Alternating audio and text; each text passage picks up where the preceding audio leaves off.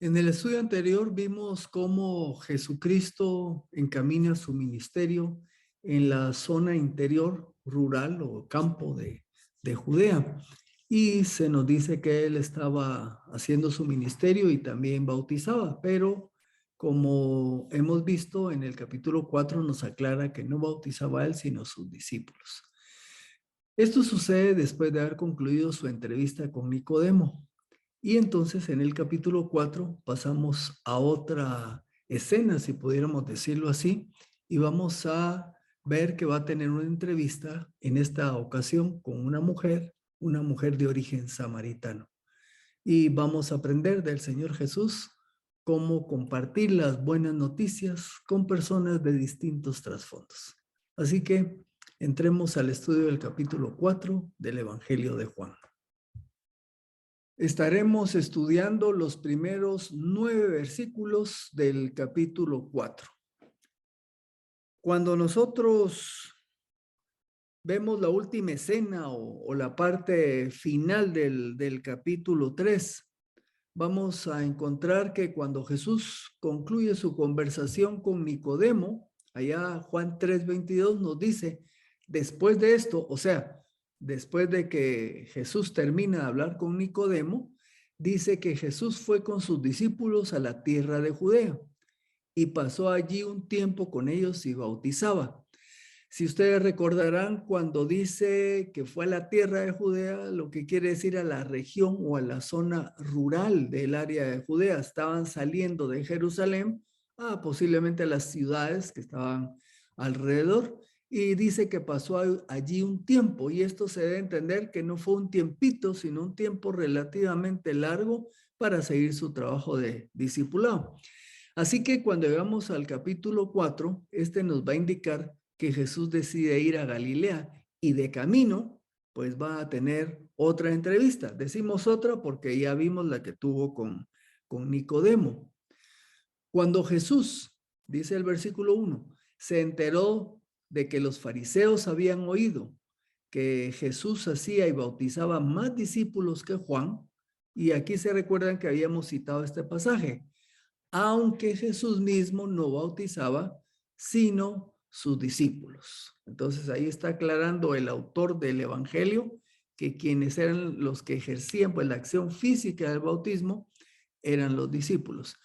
Cabe recordar acá que si alguno se pregunta si este es el bautismo que practicamos nosotros como creyentes, la respuesta es que en este momento ese bautizo que ejercían ellos era un bautismo como el que hacía Juan el Bautista, un bautismo de arrepentimiento, un bautismo de llamamiento a preparar el corazón para recibir al Mesías. Entonces ese era el bautismo que estaban practicando. Ahora, ahí se nos dice que cuando Jesús se enteró, vamos a ver en el siguiente versículo, es que decide irse hacia el norte. Y entonces expresamos que le tenía miedo a los fariseos, porque pues dice que él se enteró que los fariseos estaban conscientes de que estaba creciendo su ministerio. Por supuesto, la respuesta es definitivamente no. Jesús no le tenía miedo a los fariseos. Entonces, ¿por qué decide cambiar e irse hacia el norte cuando se ve que está aumentando su popularidad? Vamos aquí a dar la respuesta. ¿Se recuerdan cuando vimos en el capítulo 2, versículo 4, parte B, cuando María le dice que haga algo porque se les acabó el vino y Jesús le responde, todavía no ha llegado mi hora? Y tenemos otra cita en Juan 7:6, donde hay otra escena allí y Jesús responde, mi tiempo no ha llegado todavía. Jesús tenía un plan para desarrollar su ministerio. Él podía haber adquirido una popularidad enorme. Recuérdese que ya había empezado a hacer milagros. Hubo ocasiones en que trataron incluso de hacerlo rey, pero él traía una tarea que era la cruz, esa era su meta. Y esa meta se iba a cumplir en un tiempo determinado por Dios. Así que por esa razón, Jesús se mueve de donde estaba porque todavía no era el momento en el que él tenía que dar su vida. Así que ahí respondemos porque Jesús se mueve. El versículo que viene nos dice que entonces deja Judea y se fue otra vez a Galilea. Dice otra vez porque recordarán que empezamos estudiando que estaba en Galilea, bajó a Jerusalén y entonces ahora va de regreso a Galilea. Si ustedes se recuerdan, la escena del capítulo 2 de las bodas de Caná, esas sucedieron en Galilea, ¿verdad? Así que ahora va de regreso. Agrega aquí, le era necesario pasar por Samaria. Conforme avanza el relato, vamos a encontrar más adelante por qué dice que le era necesario pasar por Samaria. Les voy a colocar aquí un mapa para que podamos ver más o menos la zona. Miren, pues, en el tiempo de Jesús, vamos a encontrar estos lugares. Tenemos aquí donde les estoy ilustrando, tenemos Judea, aquí tenemos Samaria y aquí tenemos Galilea. Aquí está el mar de Galilea. Ok. Administrativamente, lo voy a anotar en una diapositiva posterior, Samaria y Judea eran una misma zona administrativa que estaba bajo la autoridad del representante del gobierno romano. Y van a ver en una diapositiva posterior, este era Poncio Pilatos, ¿verdad? Bueno, ahora resulta que para poder viajar a Galilea, habían varias maneras de hacerlo. Y vamos a ver en detalle por qué es que se complicaban la vida a algunos de estos judíos. Bueno, una manera de viajar a Galilea, pues era irse así directo desde la región de Judea, atravesando Samaria y llegaban a Galilea. Pero resulta que los de Judea, principalmente los de Galilea también, vamos a aclarar que en Judea y Galilea eran las comunidades judías en ese momento.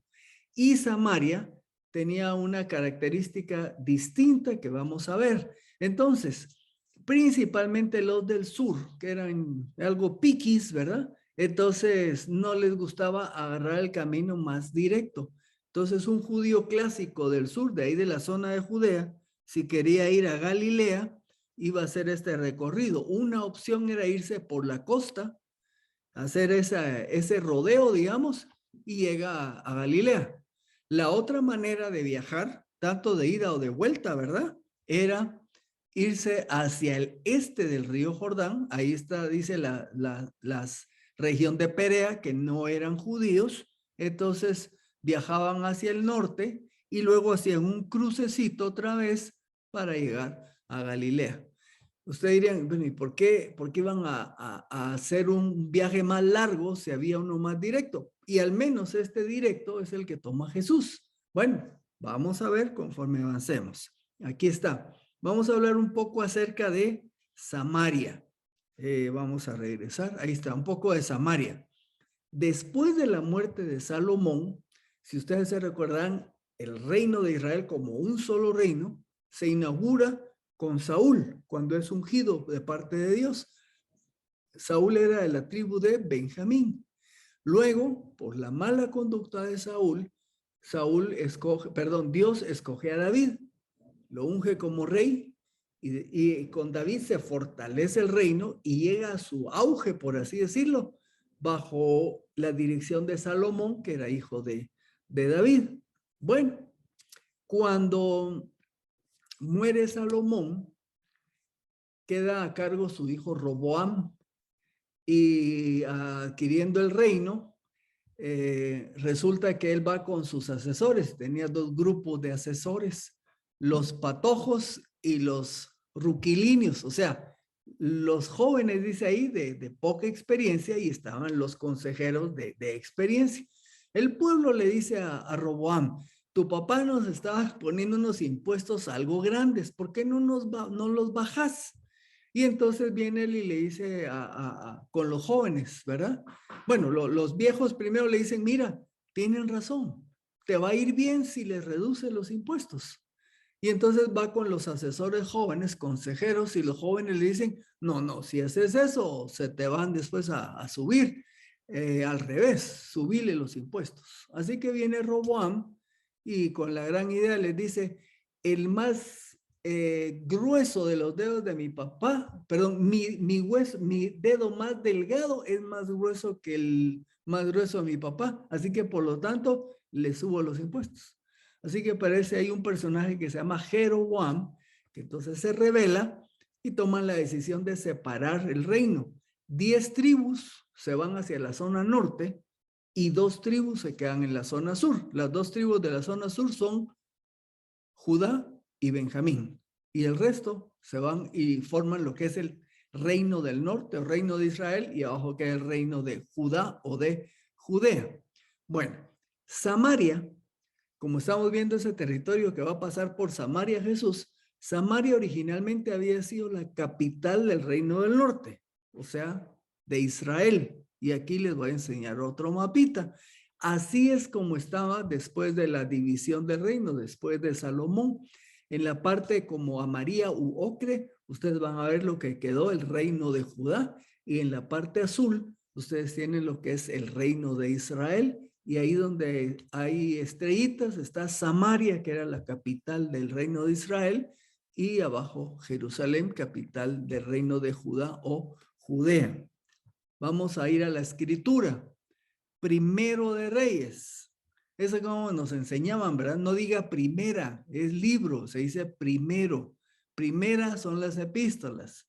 En la Biblia, en el Antiguo Testamento son libros, entonces primero. Bueno, Primero de Reyes 16, 23, 24 dice, en el año 31 de Asa, rey de Judá, comenzó a reinar Omri sobre Israel y reinó 12 años. En Tirsa, una ciudad, región, reinó 6 años. Él, o sea, Omri compró a Semer, es una persona, el monte de Samaria por 66 kilos de plata. Edificó en el monte y a la ciudad que edificó le dio el nombre de Samaria, según el nombre de Semer, el dueño del monte. Ahí está el origen de la ciudad de Samaria, que llegó a ser la capital del reino del norte. Más adelante vamos a encontrar que por la rebeldía del reino del norte, por no hacerle caso a Dios, por vivir en pecado, en idolatría y todo lo demás, parte de la disciplina de Dios para el reino del norte es que sean conquistados por una nación fuertísima que eran los asirios. Aquí ustedes van a ver en el mapote grande el área que había llegado a tener el imperio asirio conforme fue pasando el tiempo. En el círculo que ustedes ven en color rojo es donde quedaba la capital de Asiria, que era Nínive. Para que ustedes se acuerden, ahí fue a donde Dios mandó a Jonás para que predicara arrepentimiento. O sea, desde, vamos a ver aquí en los dibujitos, desde aquí de la zona de Israel, Jonás tenía que viajar y llegó a Nínive a predicar el arrepentimiento. Y fue donde ahí tenemos el libro de Jonás y sus bilis y su enojo y que no quería hacer caso. Ok, como ustedes pueden ver, todavía aquí donde está el amarillo, y aquí lo tengo agrandado, aquí quedó Judea, ¿verdad? Judea no fue conquistada por Asiria. Sin embargo, Asiria en el año 722 a.C. derrotó al reino del norte y su estrategia, que la tenían muchos reinos de ese tiempo, era a los que conquistaban, los trasladaban a otros lugares. Porque cuando una persona no está en su tierra, pierde el anhelo de luchar. Y eso era lo que hacían, era una estrategia interesante. En el año 722, el imperio asirio derrota al reino de Israel y lleva cautiva a la mayoría de la población. Y a la vez, fíjense, sacan a la gente de ese territorio de Israel y llevan gente de otros territorios conquistados para que vivan en la tierra de Israel, del reino del norte, ¿verdad? El remanente, porque no se llevan a todos los israelitas, se llevan quizás, bueno, se llevaron a los de la clase gobernante de las ciudades y usualmente dejaban a los pobres de la tierra.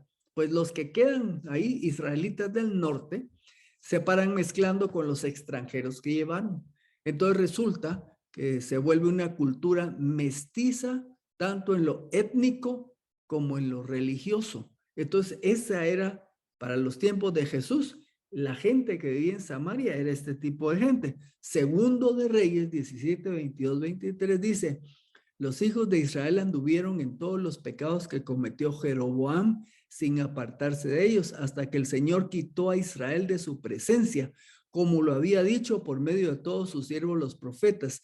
E Israel fue llevado cautivo de su tierra a Asiria hasta el día de hoy. Y esto es el escritor de Reyes, ¿verdad? Que es hasta que se termina toda la historia de los reyes. Dice, hasta ese momento, estos quedaron dispersados, los del reino del norte, los de Israel. Bueno, el mismo capítulo dice que el rey de Asiria trajo gentes de Babilonia, de Cuta, de Aba, de Hamat, de otras regiones, y los trajo y los estableció en las ciudades de Samaria, en lugar de los hijos de Israel. Ellas tomaron posesión, o sea, estas gentes de Samaria y habitaron en sus ciudades. Ahí tengo un chapinismo, ¿verdad? El cuco de los leones. Cuco es problema para cuando los que eran chiquitos, ¿se recuerdan cuando se lastimaba? Un cuco, ¿verdad? Aquí hay un problema, entonces aquí hay un cuco en esta situación. Resulta que estas gentes que llegaron a vivir, que los llevó este rey de Samaria, empezaron a ver leones y los estaban atacando. Y entonces le dicen al rey de Asiria que los habitantes extranjeros están siendo atacados por leones porque no han respetado al Dios que tenían los israelitas. Entonces se le ocurre a este rey y dice, consíganse uno de sus sacerdotes de los israelitas y que les van a enseñar a estos cómo es que se debe de respetar al Dios que ellos tenían. Entonces en el 28 y 29 dice, entonces fue uno de los sacerdotes que habían sido llevados cautivos de Samaria y habitó en Betel. Él les enseñó cómo deberían reverenciar al Señor. Pero noten esto, pero cada pueblo seguía haciendo sus propios dioses y los ponía en los santuarios de los lugares altos que habían hecho los de Samaria, que por eso fue que el Señor los disciplinó. Cada pueblo hizo así en la ciudad donde habitaba. O sea, este es el trasfondo de la gente que vivía en Samaria. Eran mestizos, eran mezcla entre judíos y otras naciones, pero también tenían una mezcla en el asunto de las creencias. En el tiempo de Jesús se le llamaba Samaria a la región que les enseñé en el mapa entre Judea y Galilea. Esta región, ya les había dicho, estaba incluida en la zona administrada por el gobernador romano. En ese tiempo era Poncio Pilatos. Bueno, para cerrar aquí este paréntesis, los samaritanos solo aceptaban el Pentateuco como sagradas escrituras. O sea, reconocían que habían sagradas escrituras, pero solo los 5 libros de Moisés, los demás no los reconocían. Los judíos de Judea y Galilea, ya les enseñé, los de la zona sur y del norte, se consideraban puros y veían y trataban con desdén a los samaritanos. Esto lo voy a ampliar otra vez un poco más adelante. Note el concepto de los judíos respecto a los samaritanos, que incluso usaban el nombre de manera despectiva. Y para muestra un botón, en Juan 8:48 se nos dice, respondieron los judíos y le dijeron, bueno, es que Jesús les dijo, vosotros sois de vuestro padre el diablo, le dijo a los fariseos, y los puso y le contestan, no decimos bien nosotros que tú eres samaritano y tienes demonio. Imagínense que hasta decir la palabra samaritano era para insultar a alguien. Ahora, todo eso que les di es solo para que entendamos el contexto en el que Jesús va a llegar a la ciudad que llega y la entrevista que tiene. Él era un judío que iba con su grupo de judíos y están pasando por un territorio donde por años había habido, digamos, una enemistad, no bélica de guerras, pero sí de diferencias. Se me olvidaba. Estos de Samaria, allá por el año 400 antes de Cristo, hasta se construyeron un templo ahí en la zona cercana, ahí cerca de un monte que se llama Gerizim. Y en el periodo intertestamentario, cuando hubo un crecimiento de poder de los judíos del sur, estos fueron y les destruyeron ese templo. Entonces ya se imaginan, se mantenían ahí con una situación no amigable. Bueno, versículo 5. Así que llegó Jesucristo a una ciudad de Samaria llamada Sicar, cerca del campo que Jacob había dado a su hijo José. Ahora vamos a ver un poco de esta historia. Aquí hay varios detalles que vamos a ver. Vamos a ver Sicar, pero dice que está cerca de un campo que Jacob le dio a su hijo José. Aquí les enseño dos mapas. El mapa que ustedes tienen a la izquierda es un mapa de cómo era en aquellos días, en tiempo del Antiguo Testamento. El mapa que ustedes tienen a la derecha es un mapa de cómo es actualmente. Quiero que noten, vamos a hacerles dibujitos aquí. La ciudad de Sicar está acá donde les estoy enseñando yo, ¿verdad? Está en inglés, Sichar, pero es Sicar, ¿verdad? En la zona de Samaria. Por ahí es donde llega cerca de la ciudad, llega Jesús. Hoy día esa ciudad ya no existe. No quedó, pues se van destruyendo y quedan ahora. Esto es actualmente y se cree que la ciudad de Sicar estaba cerca de esta ciudad que ahí dice Nablus. Nablus es una ciudad actual que está dentro de lo que es el territorio palestino. ¿Ah? Y entonces el pozo de Jacob que vamos a ver aquí, ese lugar está dentro del territorio de los palestinos. Y la tumba de José queda hoy día en territorio palestino, ¿verdad? Por cierto, la ciudad de Nablus tiene como 150,000 habitantes. Entonces es una ciudad que anda así por el tamañín de un poco más pequeña que Shela, ¿verdad? Pero es una ciudad de tamaño considerable. Bueno, dice que Jesús llega a cerca de esa ciudad, cerca del campo que Jacob había dado a su hijo José. Vamos a ver aquí que después de que Jacob, que fue a traer una mujer y resultó con 4, ¿verdad? Entonces se recordarán que lo mandó su papá, Isaac, para que fuera allá donde su familia, de donde eran ellos, de Harán, allá en la zona de Caldea. Pues él iba para traer una esposa y resulta, ya saben la historia, ¿verdad? Que trabajó por una esposa y le dieron a la grande porque le dijeron que la costumbre era primero la grande, trabajó otros 7 años por la chiquita y le dieron su par de concubinas. De ahí fue que tuvo 12 hijos y no sé si ustedes sabían que tuvo una hija, ¿verdad? La hija se llamaba Dina y ahí vayan ustedes a Génesis y ahí encuentran la historia.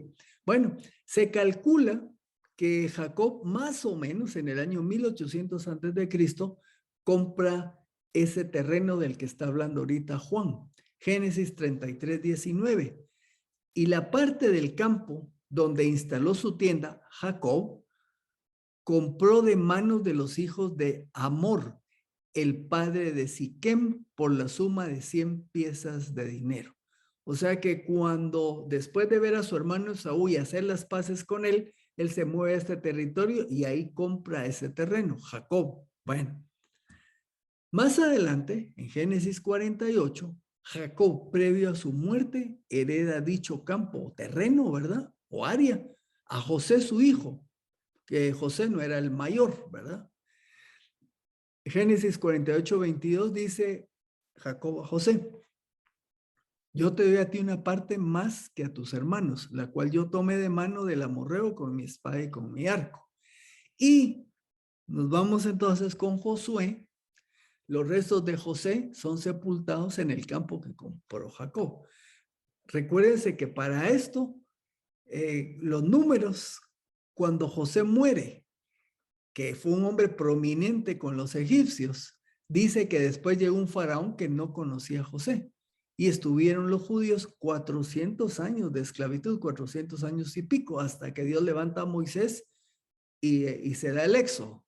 Y ya con Moisés llegan a cerquita de la tierra prometida. Moisés no tiene chance de entrar. El que lidera la conquista de la tierra prometida es Josué. Y venían aquellos con los huesos de José, porque había pedido que lo enterraran allá en su tierra, huesos de 400 años, ¿verdad? Y entonces en Josué 24:32 dice: y sepultaron en Siquem los restos de José, que los hijos de Israel habían traído de Egipto en la parte del campo que Jacob compró a los hijos de Hamor, padre de Siquem, por 100 piezas de dinero. y vino a ser heredad de los hijos de José, específicamente de Manasés. Así que cuando Juan nos está diciendo que Jesucristo va camino a Galilea, que pasa por una ciudad que se llama Sicar y que va a estar ahí cerca que vamos a ver del pozo de Jacob, que es cerca del terreno que Jacob le había dado a José. Ustedes dirán, bueno, ¿y para qué nos estás haciendo ver todo eso? Es que aquí hay un detalle interesantísimo. Lo que estamos viendo es que los hechos de Jesucristo no son hechos inventados, son hechos reales, están insertados dentro de una realidad histórica, dentro de un lugar histórico real y todo lo demás. Y todo esto que vemos está, digamos, comprobado con toda la historia bíblica. Entonces eso es lo fabuloso, ¿verdad? Esto no es un mito, es un relato histórico. El versículo 6 dice, y estaba allí el pozo de Jacob. Lo que se cree es que una vez que Jacob tuvo ese terreno, una de dos, o él se encargó de que hicieran el pozo, o ya estaba el pozo e hizo los arreglos con el que se lo compró para poder utilizar ese pozo. Ahora ya se imaginan la antigüedad que tenía ese pozo. Si les dije que aquel lo compró por el año 1800 antes de Cristo y ahora estamos en el tiempo de Cristo, era un pozo antiquísimo, ¿verdad? Nos dice el relato, entonces Jesús, cansado del camino, estaba sentado junto al pozo. Era como el mediodía. Y uno pensaría, bueno, ¿y para qué Juan nos cuenta estas cosas? ¿Para qué pone que era el mediodía? Porque pudo haber sido las 7 de la mañana o las 5 de la tarde, no, pero él dice que eso que está relatando pasó al mediodía. Bueno, veamos un poquito del pozo de Jacob.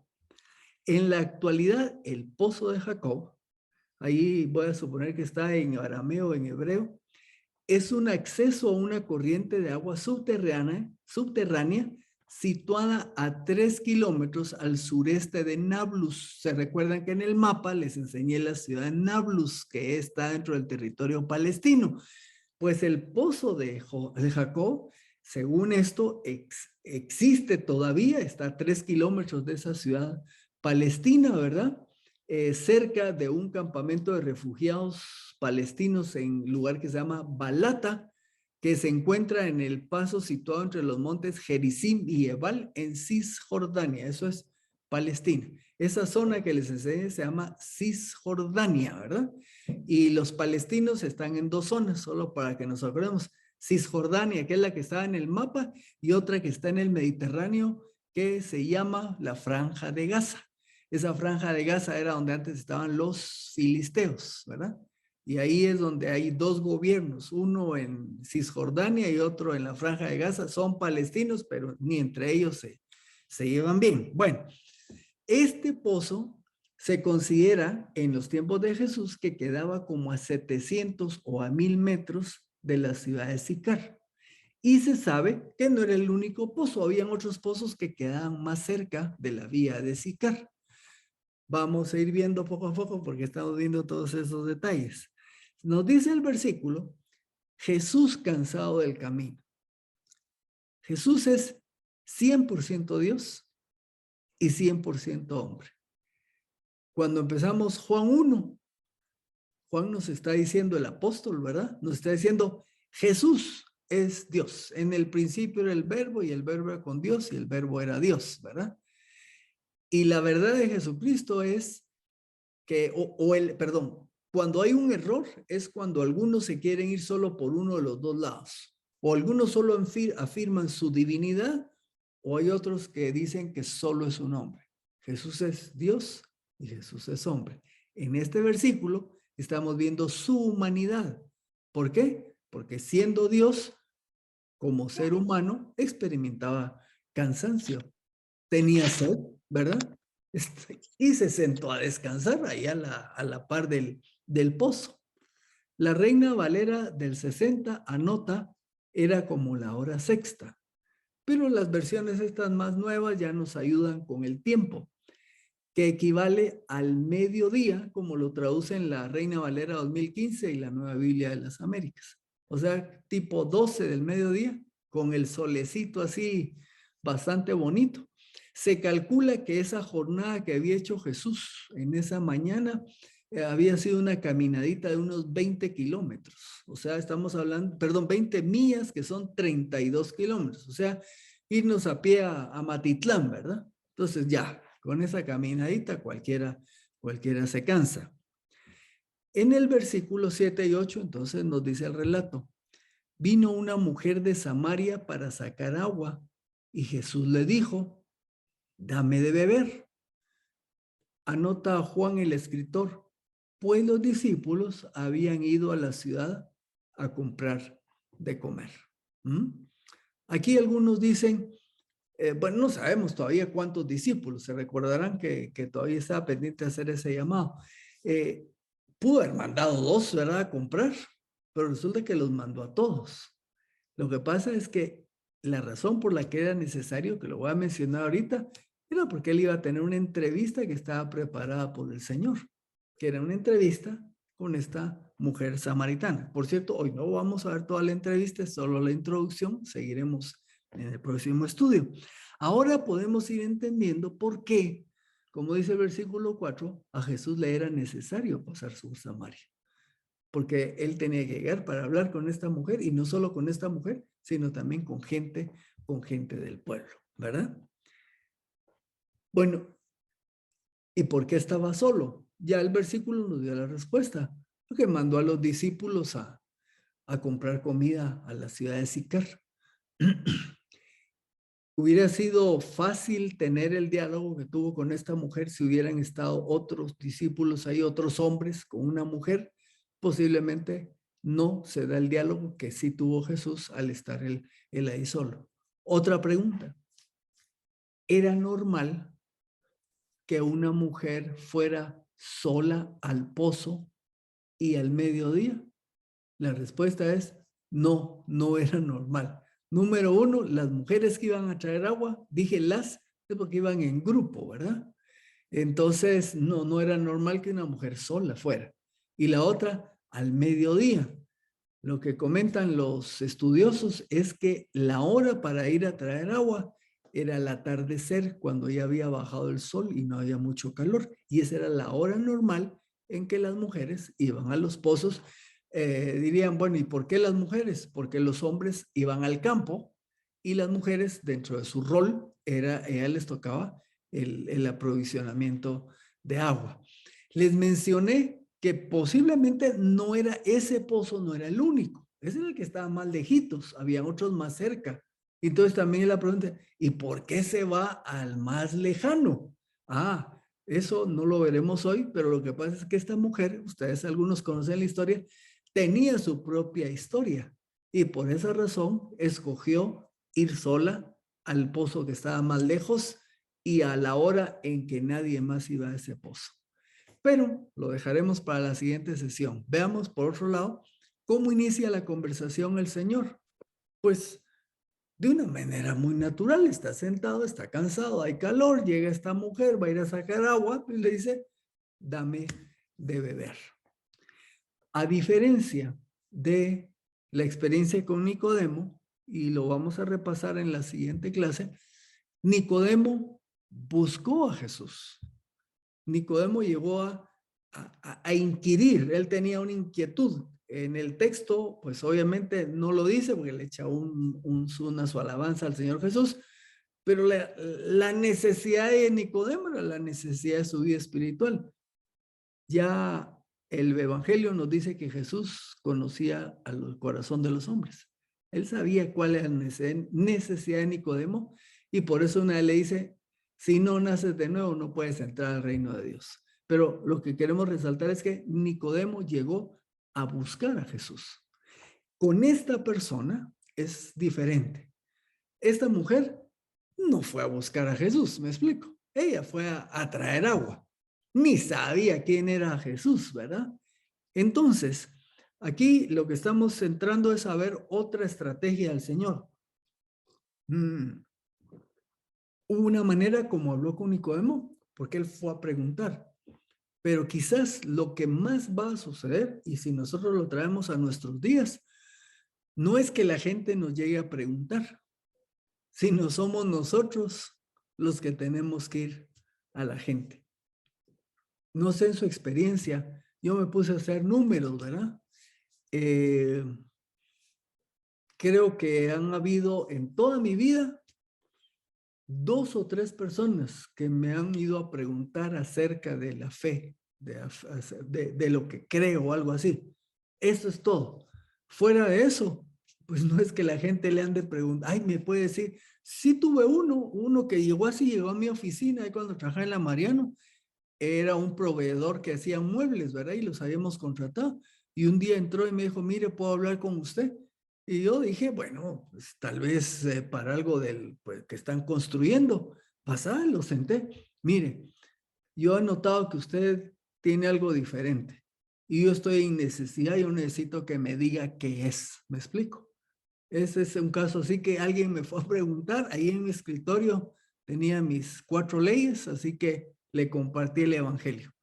Pero fuera de eso, la gente no anda, es uno el que tiene que ir a la gente, como hizo Jesús aquí, ¿verdad? Una mujer que no lo andaba buscando, no andaba ni interesada, me explico. Jesús irrumpió en su vida y quizás eso es lo que nos va a tocar o nos toca a nosotros hacer. Bueno, versículo 9, y con este vamos a terminar. Entonces la mujer samaritana le dijo, ¿cómo es que tú siendo judío me pides de beber a mí, siendo yo, fíjese, no solo samaritana, sino mujer, siendo yo una mujer samaritana? Y ella misma le dice, porque los judíos no se tratan con los samaritanos. ¿Ven? Ella estaba bien consciente de esa situación. ¿Cómo sabía que él era judío? Bueno, algunos mencionan que posiblemente era por la vestimenta, el hablado, como cuando viene uno de allá, no sé si aquí hay de Oriente, ¿verdad? Pero, ¿qué querés que te diga? Pues, entonces ya sabe uno que es de Oriente, ¿verdad? O si alguien me dice, mira, papaíto, ese es de Shela, ¿me explico? Así es. Entonces, los de Cobán, no sé, bueno, los de Cobán solo comen y se van, pero son pirolos del progreso, porque dicen comen y ahí regreso, cierro. Entonces, ¿cómo sabía que era judío?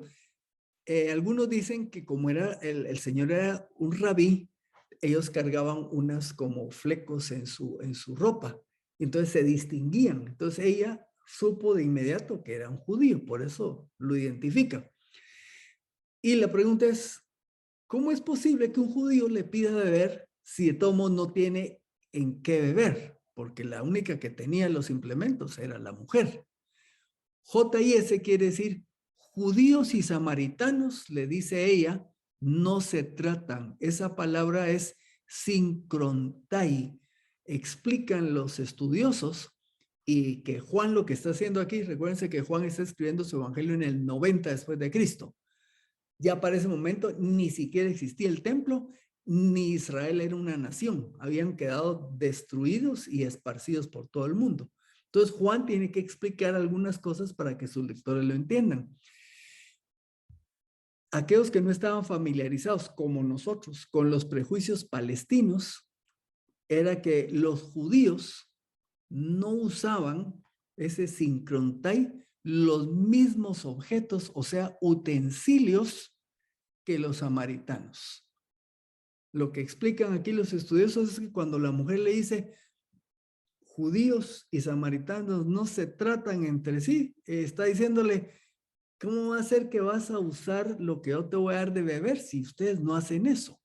Pero vamos a ver también que los judíos generalmente consideraban a los samaritanos como apóstatas inmundos.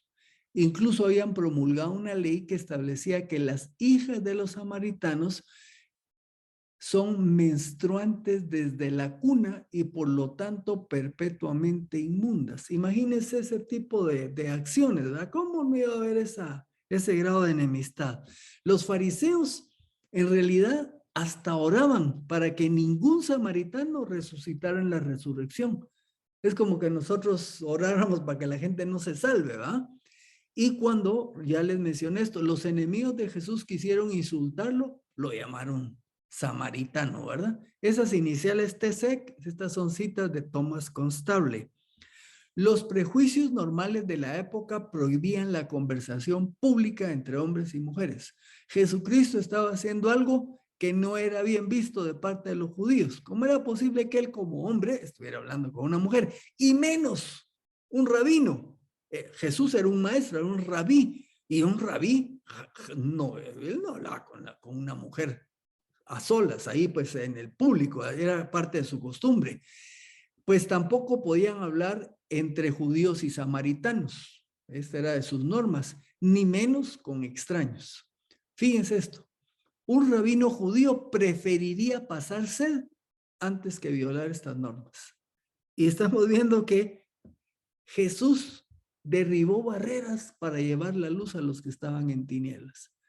No solo él estaba pidiendo de beber a esta mujer samaritana, y más adelante vamos a ver qué tipo de mujer era, sino que mandó a los discípulos a comprar comida a una ciudad samaritana. Cuando eso, un judío no hacía eso. Pero ¿cuál era el objetivo? El Hijo del Hombre vino a salvar lo que estaba perdido, ¿verdad? Y nosotros, y eso es pepitazo para nosotros, ¿qué estamos haciendo? ¿Verdad? Tenemos, ¿por qué no le hablamos a la gente del Señor? Hay gente que la consideramos que no está a nuestro nivel o qué sé yo, y por eso no les hablamos. Ahora, por cierto, tampoco estoy animando a que los hombres vayan a buscar mujeres y que estén a solas para hablarles. O sea, tampoco no me va a agarrar mal el asunto. Por eso, para terminar, yo les pongo aquí la agudeza de Xiomara en nuestro contexto y en nuestro medio. Xiomara es una chica que conocí, una joven amiga, y un día un chico la aborda en el autobús y para platicar así como fue aquí con la Jesús y la Samaritana. Entonces el chico le empieza a platicar y viene ella y le empieza a compartir. Dijo aquí la manera para marcar la cosa es, le empieza a compartir de Jesús. El muchacho se muestra interesado. Y entonces ella dice, ¿cómo sé yo si este muchacho está interesado en el evangelio o me está mostrando interés por mí? Porque era una chica guapa, por cierto, ¿verdad? Entonces viene Xiomara y como ella solo amigos guapos tenía, entonces me llamó a mí. No, esa es broma. Viene Xiomara y es amiga mía y entonces me llama y me dice, mira, Rolando, me pasó esto y esto y esto. Entonces, como yo no sé si su interés es por otro tipo, tú podrías hablar con él. Él dice que está dispuesto a hablar con quien yo le diga. Así que ella nos concertó una cita con este chico y nos reunimos. Fue algo curioso, lo invité a ir a donde trabajaba mi papá, yo tenía que hacer algo y afuera había unas sillas de cemento y ahí a las 3 de la tarde le compartí el evangelio y el muchacho entrega su vida a Cristo ese día. ¿Qué estoy ilustrando acá? Que en el proceso de compartir el evangelio, en nuestro contexto actual, pues tengamos el cuidado correspondiente. Un hombre le puede compartir el evangelio a una mujer se lo puede compartir a un hombre, pero yo recomiendo que mejor si usted como hombre busque contacto con hombres y la mujer con mujer. Por ejemplo, yo le he compartido a mujeres, pero ¿dónde? Ya les he contado, cuando estoy en un restaurante, en un lugar público, toco el tema y en lo que me entienden, empiezo a compartir. Lo he hecho también con mis estudiantes. Tengo hombres y mujeres, estoy en una clase y ahí comparto, ¿verdad? Entonces, creo que aprendamos de Jesús. Rompamos barreras, ya sea barreras que nosotros tenemos o de la gente, y aprendamos de Jesús cómo compartir el evangelio. Lo vamos a ver mejor cómo lo hizo en la próxima semana. Así que por hoy terminamos esta parte hasta el versículo 9 y entonces vamos a llegar hasta acá. En esta primera sección de los versículos 1 al 9 del capítulo 4 de Juan, vemos cómo Jesucristo rompe barreras. La gente tiene necesidad y Él no discrimina, no ve diferencias. Para Él todo ser humano es digno de su amor, por su gracia, por supuesto. Y entonces va a compartir el evangelio en todo tiempo, en todo momento, en todo lugar, con cualquier persona. Y eso es lo que hemos aprendido en esta oportunidad, cómo Jesucristo inicia esta conversación con la mujer samaritana, pero seguiremos viendo el desenlace de esta historia en los siguientes estudios. Nos vemos entonces.